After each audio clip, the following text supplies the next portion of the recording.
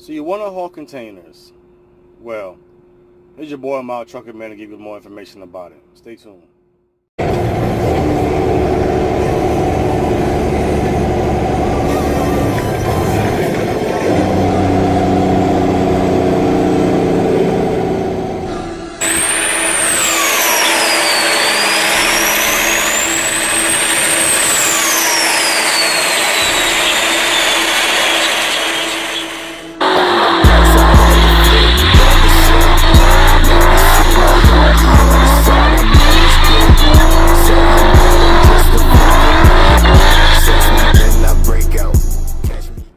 What's up, y'all? It's your boy Mild Trucker in this bitch.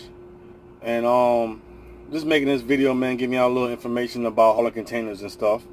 And my advice if you want to get into that route, you know. Now, you may have been driving for a year, 2 years, 5 years, 10 years, or whatever. And you want to get into the position where you want to be around your family a little bit more, but you don't want to just be all the way local and just take some bullshit ass job. You know, hauling containers out of port areas could really be lucrative if you do it right. Now, my number one advice if you want to get into the career of hauling containers, I would first relocate into an actual city that has a port big enough to sustain a steady income. The reason I say that because there's ports in a lot of areas in America, down the East Coast, on the South, and the West Coast. But some ports are larger than others. Some ports have more volume than others. Some ports are busy during some type of during certain seasons. Some ports are jumping 24/7. Some ports got some bullshit rule about appointment times. Some ports you can bring that bitch in and bring that bitch out whenever you want to. So I'm gonna give you the top 5 ports in America. Now, this is a survey from icontainers.com, and it lists the top 10 U.S. ports, but we're going to do the top 5, okay? The number 1, the big numero uno, the Port of Los Angeles. The Port of Los Angeles is the biggest port. I ain't going to say the biggest. They're the port that has the most volume of everybody in America. Okay, they are number 1. And right down the road from there, number 2, the Port of Long Beach. Number 3, the Port of New York and New Jersey. Number 4, Georgia ports. Number 5, Port of Seattle, Tacoma.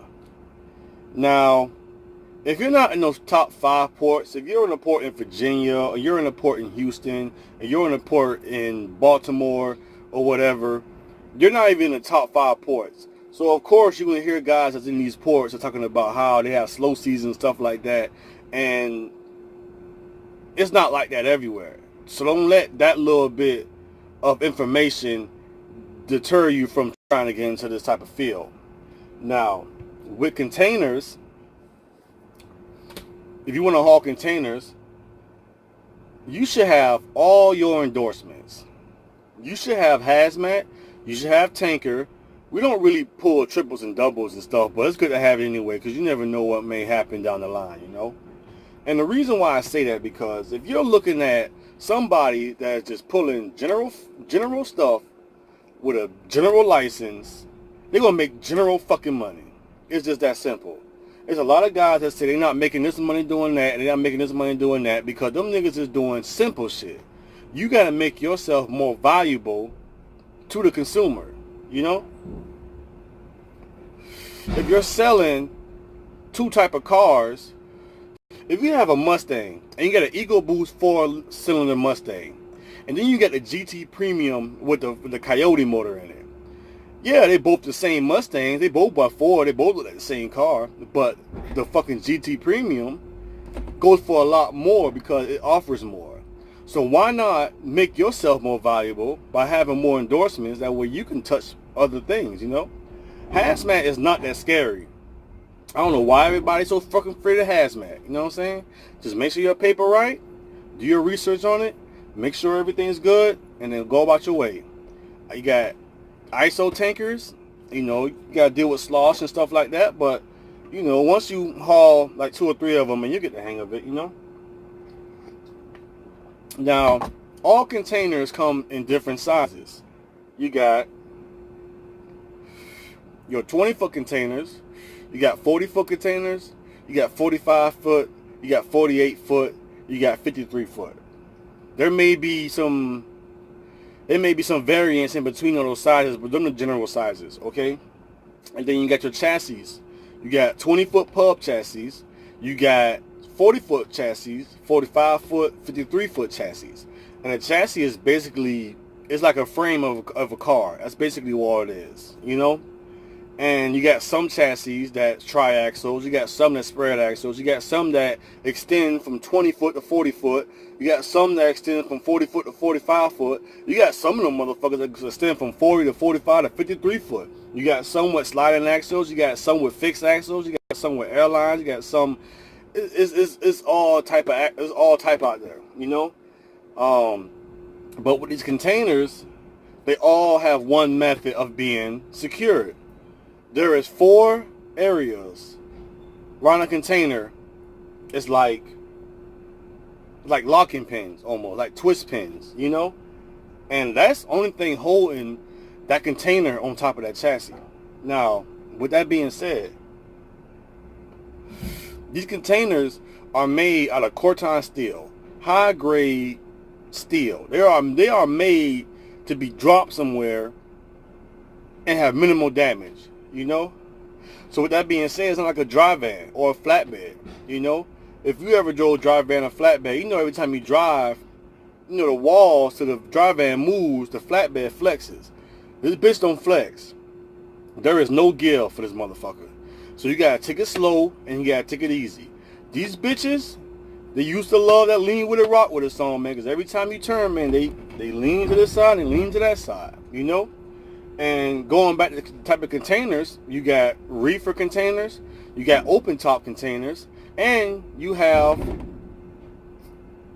ISO containers. Okay, they all perform different jobs. You know, you got your reefers for cold food, whatever. You got your open tops that, you know, stuff can't fit inside of it. You got your ISO tanks for, you know, fuel, chemicals, stuff like that. But you also have flat racks. Flat racks is like oversized. You know what I'm saying? They got like a little rack open up like this, and they put shit in there, strap it up down. You know, you can pick it up with an RGN and shit like that, you know? And, but one thing's all in common with these containers, that they could be extremely fucking heavy. These people be talking about how they get loaded with 45,000 pounds and say it's heavy. Let me tell you something. These containers can hold as much as 73,000 pounds. Just the container. We're not adding the chassis and the truck. You know what I'm saying? So if you're maxed out, you got 70-something thousand pounds in the back of a little fucking frame, the only thing held on by lock pins. You know? And you may look at it like, man, how the fuck this shit gonna sit in there, you know? You just gotta be careful, because every time you turn, it's top heavy. There's no flex, there's no give. So every time you turn, that bitch gonna lean, that bitch gonna rock. You know what I'm saying? You can be, if you're fully loaded, you can be upwards to 120,000 pounds. So just gotta keep that in mind. You gotta make sure that you take shit slow. You gotta have respect for that container. Because believe me, and every container driver can tell you this, they had their oh shit moments. They had their old shit moments when they were turning the curve and they look in their mirror and that trailer look like it's about to go. You know? Now, with that being said, everybody might be thinking, you know, well, how can you haul that much weight and still be legal? Well, we have heavyweight permits. And it varies from different state to state, you know? Just like, this is my Georgia permit. This is a Georgia heavyweight permit. Okay, it's basically the same thing that you would get if you was oversized, you know. And if you can see, you can gross up to 100,000 pounds in Georgia. In North Carolina is 112. In South Carolina is 98. In Florida is like 120. It all varies, you know, and it all. Make sure you read these things because they do have rules in place of them. You know, they tell you that what speed you can go at, what roads you can go on, what roads you can't go on, how much weight you can have on each axle, stuff like that. You know, so you got to be very mindful of where you're traveling. You're not just driving a regular drive van after 40,000 pounds, you know. You can mess around and be on the interstate and get on the state road, and you ain't supposed to be on that state road. Because at the end of the day, man, you're extremely heavy, you know. Now, with the average load containers, you know, you can haul up to about 18,000 pounds on your drives, 40,000 on your, hold up, I don't want to be wrong here. I'm just going off the Georgia permit, okay? That's the one I had to pay for it. I ain't got my North Carolina or South Carolina yet. But with these, you can have up to 44,000 pounds on your tandem axles. Okay? Now, if you have a triaxle, something that's, you know, with 3 axles in the back, you can have up to 56,000 pounds back there. You know? Now, with that being said, it's a lot of weight. You got to be mindful of it. You know, just take shit easy, take it slow. Now, if you want to get into the owner-operator spec of it, whatever you do, try and spec a truck that's actually going to do the job. You know, a lot of people out here break these trucks. A lot of people out here be on the side of the road because they don't spec the right trucks.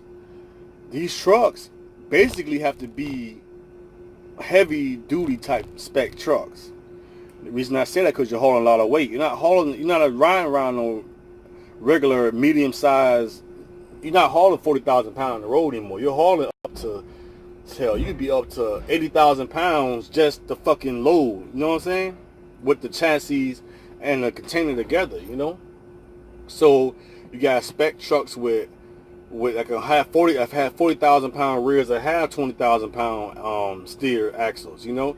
You gotta spec them shits like that, because if you just get a fleet truck from somewhere and it's just like, you know, what the fuck you doing, man? You ain't got a truck for the job, you know. But it can be strenuous, you know, it can be hectic. Excuse me, but you just gotta take it a little easy. You know what I'm saying? Now, there's a lot of people that make a good living off this, and there's a lot of people that they just fail at it. You know, just like anything else. So I'm just giving you a little information about this. You know, I'm gonna get more in depth with it in later videos. It's gonna be a part 2 to this, because I really want to write everything down to really give you a perspective on hauling containers and see if it's something that you really want to do. You know, but until next time, man, I'm gone. A lot of bad things just to get changed. I done took it to some levels that a lot of niggas won't go. Taking life just to get a name. Came up with the crack kids.